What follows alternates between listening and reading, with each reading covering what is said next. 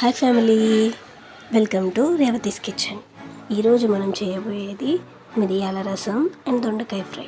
దీనికి కావాల్సిన పదార్థాలు: దొండకాయలు 1/2 kg అండ్ కరివేపాకు, తిరువాత గింజలు అండ్ ఎండుమిర్చి.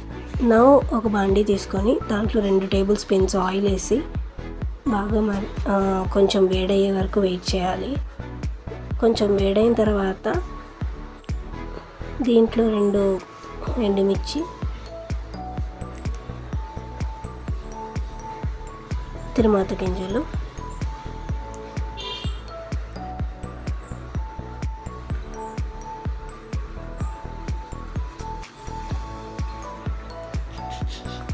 కరివేపాకు వేసి బాగా మిక్స్ చేయాలి.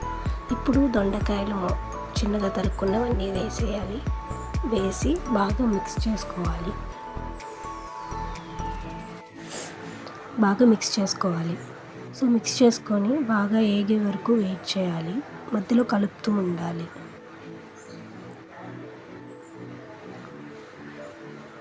సో ఎక్కువ ఫ్లేమ్ పెట్టకూడదు, మాడిపోతాయి. 1 teaspoon సాల్ట్ తగినంత వేసుకోండి, మీకు టేస్ట్ తగ్గట్టు. బాగా మిక్స్ చేసుకోవాలి.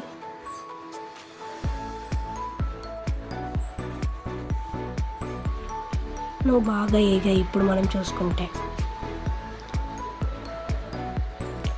సో ఇప్పుడు బాగా వేగిన తర్వాత 2 టేబుల్ స్పూన్ కారం,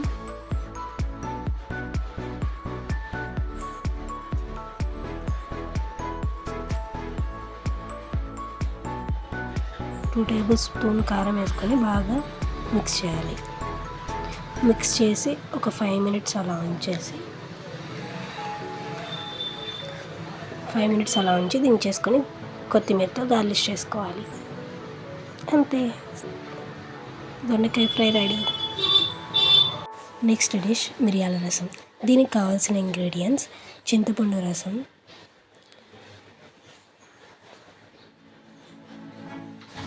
కొత్తిమీర, కందిపప్పు, ధనియాలు, ఎండుమిర్చి అండ్ కరివేపాకు. ఇప్పుడు ఒక మిక్సీ జార్ తీసుకొని దాంట్లో అల్లం వెల్లుల్లి పేస్ట్ అండ్ ధనియాలు 1 స్పూన్, మిరియాలు కొన్ని, కందిపప్పు 1 teaspoon, 2 వెల్లుల్లి రెబ్బలు వేసి మిక్సీ పట్టుకోవాలి. ఇప్పుడు ఒక బాండీ తీసుకొని 3 టేబుల్ స్పూన్స్ ఆఫ్ ఆయిల్ వేసి కొంచెం వేడైన తర్వాత 4 రెమ్మలు ఎండుమిర్చి వేయాలి. 1 టేబుల్ స్పూన్ తిరువాత గింజలు, 1 టేబుల్ స్పూన్ జీలకర్ర, కొంచెం కరివేపాకు వేసి బాగా మిక్స్ చేయాలి. సో ఇవి కొంచెం వేగిన తర్వాత మనం మిక్స్ చేసుకున్న పేస్ట్ని మొత్తం తీసేసి వేసేయాలి.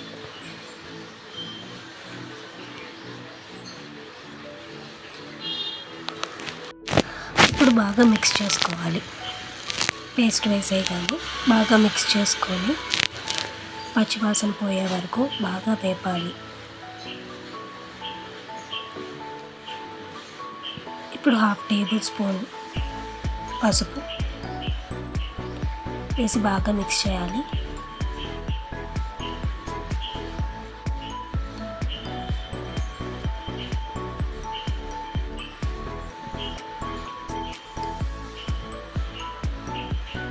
ఇప్పుడు మనం రెడీ చేసుకున్న చింతపండు రసాన్ని పోసేసుకోవాలి.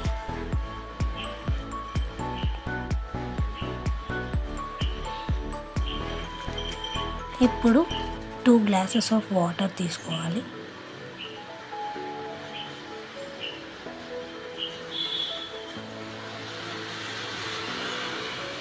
సో దీన్ని బట్టి మీరు పులుపుని అడ్జస్ట్ చేసుకోవచ్చు, క్వాంటిటీ ఇంక్రీజ్ చేసుకోవచ్చు. తగినంత సాల్ట్ యాడ్ చేసుకోవాలి. బాగా మిక్స్ చేసి అవి బాగా మరిగే వరకు ఉండనివ్వాలి. చూస్తున్నారు కదా.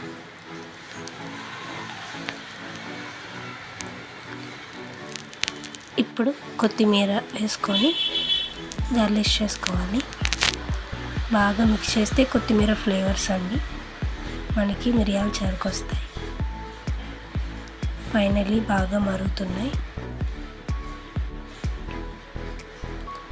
అంతే, మిరియాల రసం రెడీ. కొత్తిమీరతో గార్నిష్ చేసుకోండి. ఫైనల్గా